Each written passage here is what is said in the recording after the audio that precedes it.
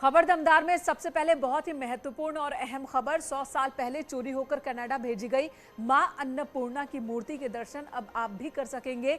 कल ये मूर्ति उत्तर प्रदेश सरकार को सौंप दी जाएगी और मंत्री सुरेश राणा इसे रिसीव करेंगे। पर्यटन राज्य मंत्री मीनाक्षी लेखी कल सुबह 10 बजे नेशनल मॉडर्न आर्ट गैलरी में एक कार्यक्रम में ये मूर्ति यूपी सरकार को सौंपेंगी।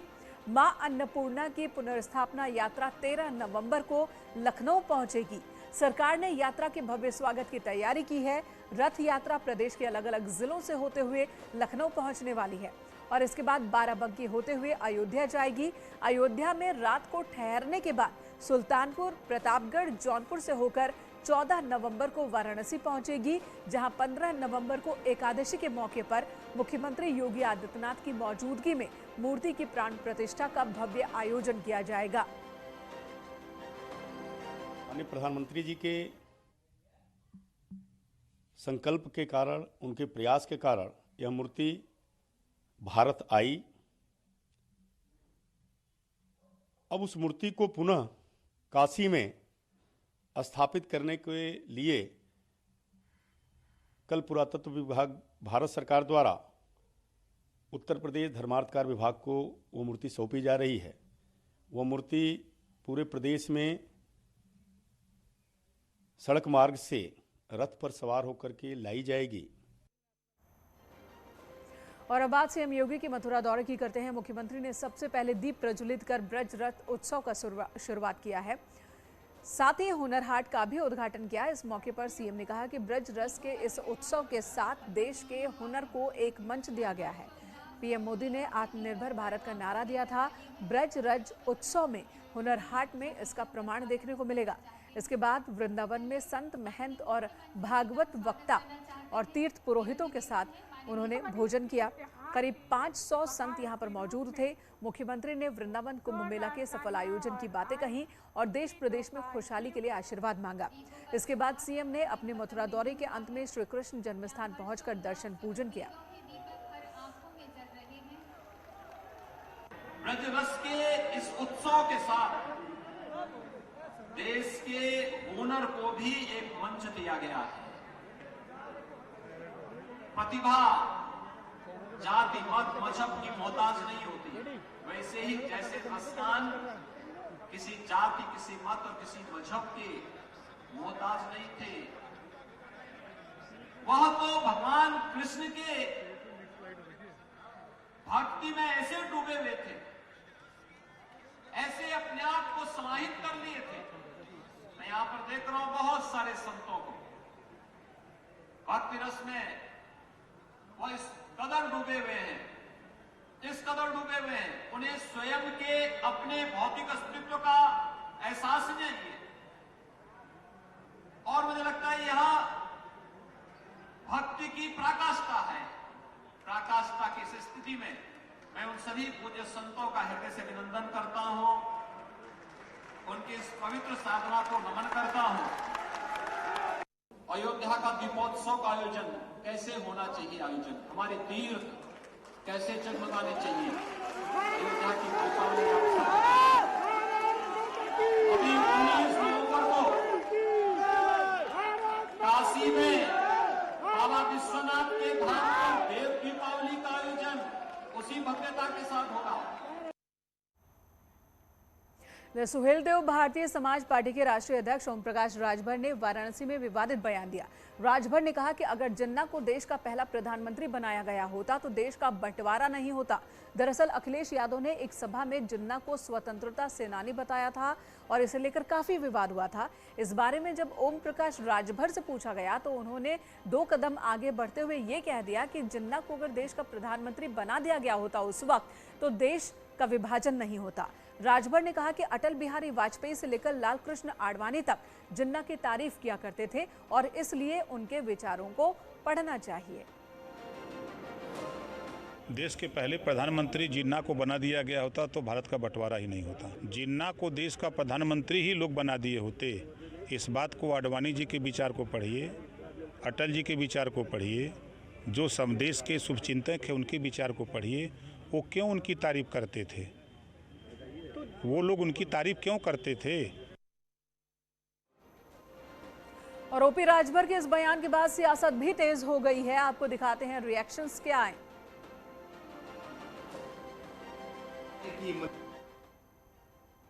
मोहम्मद अली जिन्ना को कुछ राजनीतिक दलों ने अलादीन के चिराग का जिन्न समझ लिया है और लग रहा है कि ये मनचाही मुराद पूरी कर देगा, वोट इनको दिला देगा, वोटों से झोली भर देगा। लेकिन शायद उन्हें यह मालूम नहीं है कि मोहम्मद अली जिन्ना को ये देश खलनायक मानता था, खलनायक मानता है और खलनायक ही मानता रहेगा। जितना जिन्ना का नाम लेंगे उतना ही इनको नुकसान होगा। जिन्ना तो उस पाकिस्तान के प्राइम मिनिस्टर नहीं बन पाए जिस पाकिस्तान के लिए उन्होंने लड़ाई लड़ी, भारत को डिवाइड कराया। ये समाज के असली मुद्दों से ध्यान भटकाने का काम करती है। इसलिए 2022 के चुनाव में उत्तर प्रदेश की जनता इस बार भारतीय जनता पार्टी को भी सत्ता से भटका देगी।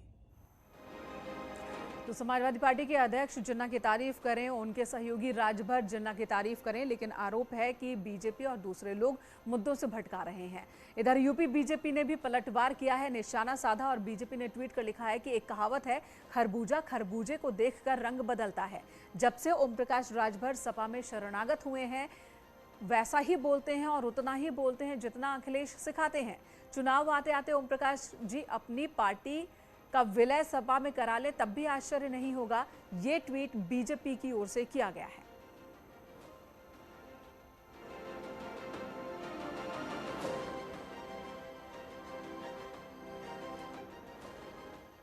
तो इधर जिन्ना पर बवाल जारी है और इसी बीच कांग्रेस के वरिष्ठ नेता और पूर्व केंद्रीय मंत्री सलमान खुर्शीद ने अयोध्या फैसले पर सुप्रीम कोर्ट की तारीफ कर दी और हिंदुत्व से प्रभावित कांग्रेस नेताओं को आईना दिखाया है। Sunrise over Ayodhya, nationhood in our times नाम की ये किताब है, सलमान खुर्शीद ने लिखी है। अपनी पार्टी के उन नेताओं की आलोचना की है जो हिंदुत्व की राजनीति से प्रभावित नजर आते हैं। इतना ही नहीं, सलमान खुर्शीद ने हिंदुत्व की तुलना ISIS और बोको हरम जैसे इस्लामिक जिहादी संगठनों से की है।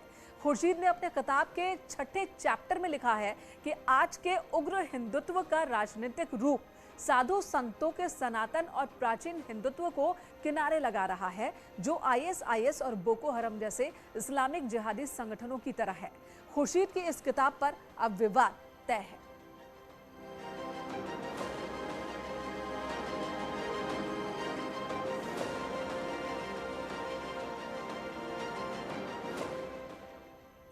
तो सलमान खुर्शीद को हिंदुत्व का मौजूदा स्वरूप खतरनाक लगता है, ये बात उन्होंने अपनी किताब में कही। इस किताब पर बवाल भी शुरू हो चुका है। कैबिनेट मंत्री मुख्तार अब्बास नकवी और बीजेपी नेता विनोद सोनकर ने कांग्रेस और सलमान खुर्शीद पर जमकर हमला बोला है।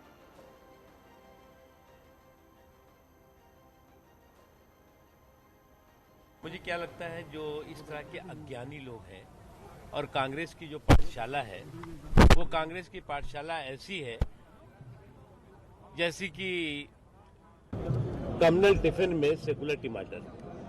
अब कुछ लोग कम्युनल टिफिन में सेकुलर टमाटर का छौंका लगा करके और अपने आप को सेकुलर साबित करने के लिए इस तरह की बेवकूफ़ी भरी बातें करते हैं। इसका कोई बहुत कंफ्यूज्ड है। कहीं एक तरफ तो वो कोर्ट के फैसले का स्वागत करते हैं और एक तरफ कोर्ट के वही फैसला जो हिंदुत्व से संबंधित है, हिंदुत्व को एक गलत नज़र से देखते हैं। तो कहीं ना कहीं उनको ये स्पष्ट करना चाहिए कि वो क्या सोच रहे हैं, क्या लिखना चाहते हैं। लेकिन आज ऐसे लोग जिस तरह से हिंदुत्व का विश्लेषण कर रहे हैं, केवल और केवल राजनीति कर रहे हैं या जनता को एक तरह से गुमराह करने की कोशिश कर रहे हैं। अब वाकई सलमान खुर्शीद कंफ्यूज्ड है या फिर जानबूझकर इस तरह से मुद्दे को किताब में शामिल किया गया और ऐसे वक्त में किताब को लाया गया कि बवाल ज्यादा हो, चर्चा ज्यादा हो, विवाद इस पर ज्यादा हो। इधर सीएम योगी आदित्यनाथ ने कानपुर वासियों को बड़ा तोहफा दिया है। उन्होंने कानपुर में मेट्रो के ट्रायल रन को हरी झंडी दिखाई।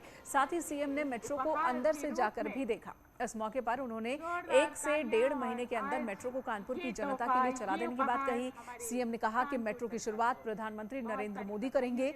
उन्होंने ये भी कहा कि कानपुर इतना बड़ा शहर है कि इसे बहुत पहले ही मेट्रो की सुविधा मिल जानी चाहिए थी, लेकिन राजनीतिक दलों ने इस पर ध्यान नहीं दिया। लेकिन अब जिले के लोगों को बड़ी राहत मिलेगी, जाम से भी लोगों को राहत मिलने वाली है। दीपावली के त्योहार के इस उपहार के रूप में जोरदार तालियां। यहाँ रुकेंगे एक ब्रेक के लिए, तुरंत लौटेंगे, बने रहे हमारे साथ।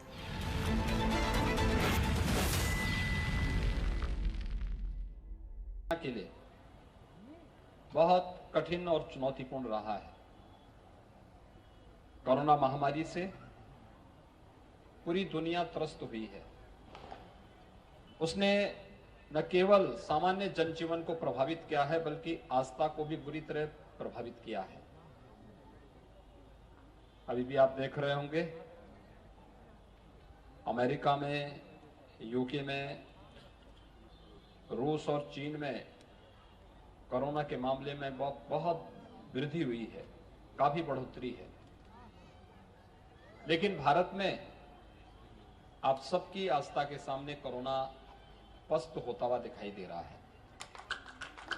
और जब कोरोना को प्रभावी नियंत्रण में लाया गया है, तब हमें यह सौभाग्य भी प्राप्त हुआ है कि हम लोक आस्था के इस पर्व पर एकत्र होकर के बड़ी श्रद्धा के साथ, बड़े उत्साह और उमंग के साथ आज सायंकाल आप सब ने यहाँ पर माताओं बहनों ने अस्तांचल सूर्य को अपना अर्घ्य दिया है।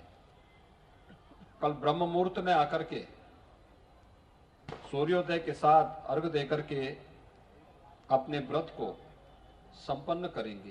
कितना कठिन और चुनौतीपूर्ण होता है, लेकिन आस्था है और इस आस्था में ताकत भी है। यही आस्था भारत की ताकत है और उस आस्था को सम्मान देना यह किसी भी समाज के लिए भी और सरकार के लिए भी अत्यंत महत्वपूर्ण होता है। इसलिए हम लोगों ने कहा, जहां जहां भी छठ के आयोजन होते हैं,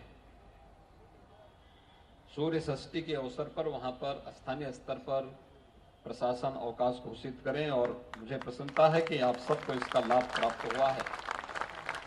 स्वाभाविक रूप से इस आयोजन के साथ जुड़ने का अपना एक अलग आनंद है और लोक आस्था से जुड़े हुए पर्व के रूप में ये केवल व्यक्तिगत आस्था का प्रश्न नहीं है, प्रकृति और परमात्मा से जुड़ने का भी एक माध्यम हम सबके सामने प्रस्तुत करता है।